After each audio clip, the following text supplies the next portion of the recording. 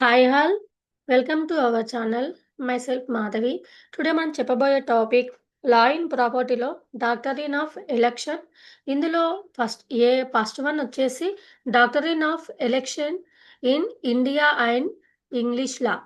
దీన్ని తెలుగులో మనం తెలుసుకుంటే ఏమేమి ఉంటాయో తెలుసుకుంటే టుడే తెలుగులో భారతీయ మరియు ఆంగ్ల చట్టంలో ఎన్నికల సిద్ధాంతం. ఎన్నికల సిద్ధాంతం అనగా ఒక వ్యక్తికి రెండు విరుద్ధమైన హక్కులు లేదా వాదనల మధ్య ఎంపికను అందించే సందర్భాలలో తలెత్తే సమానత్వ సూత్రం మరియు దేనిని అంగీకరించాలో నిర్ణయం తీసుకోవాలి. ఎవరికైనా చట్టబద్ధంగా అర్హత లేని ప్రయోజనం లేదా ప్రయోజనం అందించబడితే వారు ప్రతికూలతను కూడా అంగీకరిస్తే తప్ప వారు రెండు ప్రతమాయాల మధ్య ఎన్నిక చెయ్యాలి. వారు ప్రయోజనాన్ని ఎంచుకుంటే వారు ప్రతికూలతను కూడా అంగీకరించాలి. ఈ సిద్ధాంతం ముఖ్యంగా టెస్టమెంటరీ బహుమతులు అంటే వీలునామాలు మరియు బిక్వెస్టులు, కాంట్రాక్టులు మరియు ఆస్తి బదిలీలు వంటి పరిస్థితులలో వర్తించబడుతుంది మరియు పార్టీల మధ్య న్యాయాన్ని నిర్ధారిస్తుంది. భారతీయ చట్టంలో ఎన్నికల సిద్ధాంతం. భారతదేశంలో ఎన్నికల సిద్ధాంతం ప్రధానంగా ఆస్తి బదిలీ చట్టం 1882 సెక్షన్ 35 ద్వారా నిర్వహించబడుతుంది మరియు సమానత్వ సూత్రాల ద్వారా ప్రభావితం అవుతుంది. ఆస్తి బదిలీ చట్టం 1882 సెక్షన్ 35, ఆస్తి బదిలీ చట్టం 1882 సెక్షన్ 35. సెక్షన్ 35 ఒక వ్యక్తి మరొక వ్యక్తికి ఆస్తిని బదిలీ చేసే పరిస్థితులను వివరిస్తుంది. అదే సమయంలో అదే ఆస్తిని వీలునామా, బహుమతి లేదా ఏదైనా ఇతర చట్టపరమైన చట్టం ద్వారా పరవేయడానికి ప్రయత్నిస్తుంది. అటువంటి సందర్భాలలో ఎన్నికల సిద్ధాంతం వర్తిస్తుంది మరియు బదిలీదారుడు లేదా ఆస్తి గ్రహీత ఎన్నికలు నిర్వహించాలి. ఎన్నిక అవసరమైనప్పుడు ఒక వ్యక్తికి దస్తావేజు వీలునామా లేదా ఇతర రవాణా కింద ప్రయోజనం అందించబడితే మరియు ఆ వ్యక్తికి నష్టాన్ని ఆస్తి హక్కులు లేదా ఇతర క్లెయిమ్ల నష్టం వంటివి అంగీకరించే బాధ్యత కూడా ఉంటే ఆ వ్యక్తి ప్రయోజనం మరియు నష్టాన్ని ఎంచుకోవాలి. ఎన్నికల ఉదాహరణలు. ఒక వ్యక్తి వీలునామా కింద ఆస్తిని వారసత్వంగా పొందినప్పటికీ వారసుడు వారి ముందుగా ఉన్న కొన్ని హక్కులను లేదా ఆస్తిని వదులుకోవాలని వీలునామాలో పేర్కొన్నట్లయితే వారసత్వం ఆస్తిని అంగీకరించాలా వద్దా అన్ని మరియు ఇతర హక్కులను వదులుకోవాలా వద్దా అని వారసుడు ఎంచుకోవాలి. ఒక వ్యక్తి ఆస్తి బహుమతిని పొందినప్పటికీ బహుమతికి సంబంధించిన షరతు ఇతర ఆస్తి హక్కులను కోల్పోవడం వంటివి ఎదుర్కొంటే వారు బహుమతిని అంగీకరించాలా వద్దా అని ఎంచుకొని హక్కులను కోల్పోవాలి. ఎన్నికలు జరగకపోవడం వల్ల కలిగే పరిణామాలు ఏమిటి అంటే బహుమతి లేదా ప్రయోజనాన్ని స్వీకరించే వ్యక్తి ఎన్నికలు నిర్వహించకపోతే లేదా సరిగ్గా చేయకపోతే కోర్టు వారిని ప్రయోజనాన్ని నిలుపుకోవడానికి అనుమతించకపోవచ్చు మరియు దాని ఫలితంగా బహుమతి లేదా హక్కులు జప్తు చేయబడవచ్చు. భారతీయ చట్టంలో కేసు ఉదాహరణ బాను బేగం వర్సెస్ ముహమ్మద్ షఫీ 1867 కేసులో ఎన్నికల సిద్ధాంతం వర్తించబడింది. ఈ కేసులో టెస్టేటర్ తన భార్యకు ఒక ఆస్తిని ఇచ్చినప్పటికీ బహుమతికి బదులుగా ఆమె మరొక ఆస్తిపై తన హక్కును వదులుకోవాలని సూచించిన పరిస్థితి ఉంది. భార్య రెండు విరుద్ధమైన వాదనల మధ్య ఎన్నిక నిర్వహించాల్సి ఉందని కోర్టు పేర్కొంది. భారతీయ చట్టంలోని సూత్రాలు.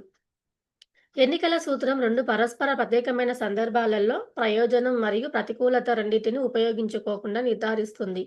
ఇది గ్రహీతను రెండింటి మధ్య స్పష్టమైన ఎంపిక చేయమని బలవంతం చేయడం ద్వారా అన్యాయమైన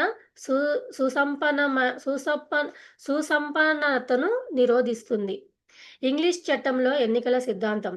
ఇంగ్లీష్ చట్టంలోని ఎన్నికల సిద్ధాంతం ఇదే విధంగా పనిచేస్తుంది, కానీ ఇది సమానత్వం యొక్క సిద్ధాంతాలలో మరింత దృఢంగా స్థాపించబడింది మరియు సమానత్వం యొక్క న్యాయస్థానాలచే వర్తించబడుతుంది.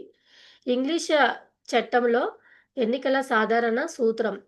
ఇంగ్లీష్ చట్టంలో ఈ సిద్ధాంతం సాధారణంగా ఒక వ్యక్తికి వీలునామా లేదా ట్రస్ట్ కింద ప్రయోజనం, ఇచ్ఛాపత్రం, వారసత్వం లేదా బహుమతి వంటివి ఇవ్వబడిన పరిస్థితులతో ముడిపడి ఉంటుంది. కానీ ఆ వ్యక్తికి ఇతర హక్కు లేదా ఆసక్తిని నిరాకరించడం లేదా వదులుకోవడం అవసరమయ్యే షరతుతో ముడిపడి ఉంటుంది. నెక్స్ట్ వన్, ఎన్నిక అవసరమైనప్పుడు ఒక టెస్టేటర్ అంటే వీలునామా రాసే వ్యక్తి బహుమతి ఇచ్చిన సందర్భాలలో కానీ గ్రహీత ఇప్పటికే ఉన్న కొంత హక్కును కోల్పోవాలి. అంటే షరతుతో గ్రహీత బహుమతిని అంగీకరించి మరొక హక్కును వదులుకోవాలా లేదా బహుమతిని తిరస్కరించాలా మరియు ఉన్న హక్కులను నిలుపుకోవాలా అని ఎంచుకోవాలి.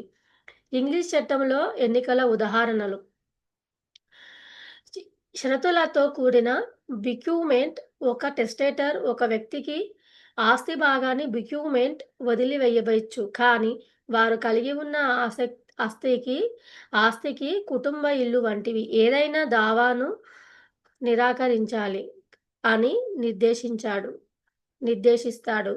అప్పుడు గ్రహీత బెక్యూమెంట్ అంగీకరించడం మరియు వారి ఆస్తి హక్కులను కోల్పోవడం లేదా బెక్యూమెంట్‌ను తిరస్కరించడం మరియు వారి ఉన్న ఆస్తిని నిలుపుకోవడం మధ్య ఎంపిక చేసుకోవాలి. ఇంగ్లీష్ చట్టంలో ఎన్నిక జరగకపోవడం ప్రభావం: ప్రయోజనానికి అర్హత ఉన్న వ్యక్తి ఎన్నికలు నిర్వహించకపోతే లేదా ప్రయోజనం మరియు ప్రతికూలత రెండింటిని అంగీకరించడానికి ప్రయత్నిస్తే కోర్టు వ్యక్తి బహుమతిని తిరస్కరించాడని మరియు ఇకపై ప్రయోజనానికి హక్కు లేదని ఊహిస్తుంది. ముఖ్యంగా గ్రహీత రెండు విరుద్ధమైన ప్రయోజనాలను ఆస్వాదించలేరు. ఇంగ్లీష్ చట్టంలో కేసు ఉదాహరణ: వ్యూస్ వర్సెస్ కైనాస్టన్ 1832 1832 కేసులో ఎన్నికల సిద్ధాంతం వర్తింపజేయబడింది. ఈ కేసులో ఒక టెస్టేటర్ ఒక లబ్ధిదారునికి ఆస్తి బహుమతిని వదిలివేసి మరొక ఆస్తిపై కొన్ని హక్కులను కోల్పోతారనే షరతుతో ఉన్నాడు. కోర్టు ఈ సిద్ధాంతాన్ని సమర్థించింది. ఈ బహుమతి మరియు హక్కుల నష్టం మధ్య లబ్ధిదారుని ఎంచుకోవాల్సి ఉంటుంది. భారతీయ మరియు ఆంగ్ల చట్టాల మధ్య కీలక తేడాలు. శాసన పునాది. ఫస్ట్ వన్, భారతీయ చట్టం ఎన్నికల సిద్ధాంతం ఆస్తి బదిలీ చట్టం 1882 1882లోని సెక్షన్ 35లో 35లో క్రోడీకరించబడింది. నెక్స్ట్ వన్, ఇంగ్లీష్ చట్టం అనగా ఈ సిద్ధాంతం ఈక్విటీ సూత్రాలపై ఆధారపడి ఉంటుంది మరియు ప్రధానంగా కేసు చట్టం మరియు న్యాయపరమైన పూర్వపరాల ద్వారా అభివృద్ధి చేయబడింది. సెకండ్ వన్, ఆస్తి చట్టంలో దరఖాస్తు. రెండు అధికార అధికార పరిధులలో ఈ సిద్ధాంతం తరచుగా వీలునామాలు, బహుమతులు మరియు ఆస్తి బదిలీలకు సంబంధించిన కేసులలో వర్తించబడుతుంది. అయితే భారతీయ చట్టం దాని చుట్టూ ఒక నిర్దిష్ట చట్టబద్ధమైన చట్టాన్ని ఉంచుతుంది. అయితే ఆంగ్ల చట్టంలో ఇది ఈక్విటీ మరియు కేసు చట్టం ద్వారా మార్గనిర్దేశం చేయబడుతుంది. థర్డ్ వన్, ఈక్విటీ మరియు న్యాయ విచక్షణ. ఇంగ్లీష్ చట్టంలో ఎన్నికల సిద్ధాంతం యొక్క అనువర్తనం సమాన సూత్రాల ద్వారా మార్గనిర్దేశం చేయబడుతుంది. కోర్టులు విరుద్ధమైన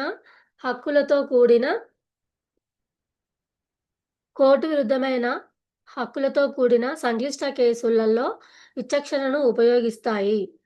భారతీయ చట్టంలో ఆస్తి బదిలీ చట్టంలోని సెక్షన్ 35లోని సెక్షన్ 35లోని చట్టబద్ధమైన నిబంధనలు ఎన్నికల ప్రక్రియపై స్పష్టమైన మార్గదర్శకత్వాన్ని అందిస్తాయి. అయితే న్యాయస్థానాలు ఇప్పటికీ న్యాయబద్ధత ఆధారంగా సిద్ధాంతాన్ని వర్తింపచేయడంలో కొంత విచక్షణను కలిగి ఉన్నాయి.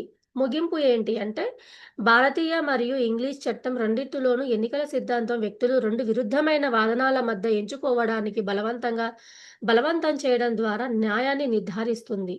ఒకటి ప్రయోజనాన్ని అందించేది మరియు భారాన్ని విధించేది.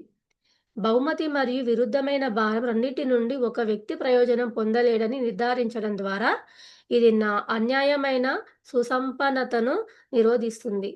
రెండు చట్ట వ్యవస్థలు సిద్ధాంతం యొక్క ప్రధాన సూత్రాలను సమర్థిస్తున్నప్పటికీ భారతీయ చట్టం ప్రకృతిలో మరింత చట్టబద్ధమైనది. అయితే ఆంగ్ల చట్టం సమానత్వం మరియు న్యాయపరమైన పూర్వాపరాలలో పాతుకుపోతుంది. హాయ్, మీకు ఈ వీడియో నచ్చినట్లయితే like and share and subscribe చేయండి. Thank you.